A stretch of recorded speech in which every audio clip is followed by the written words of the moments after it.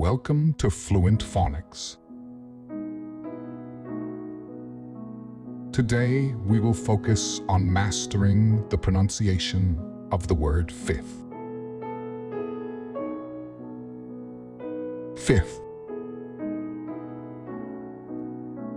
Fifth. Fifth.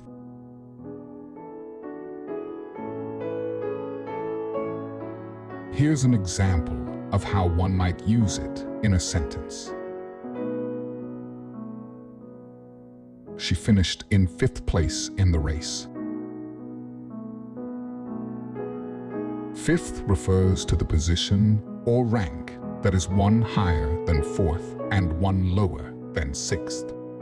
It is usually used to indicate the middle of a series of 5.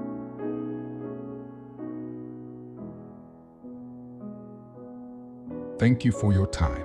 If you enjoyed this, please like and subscribe for further content.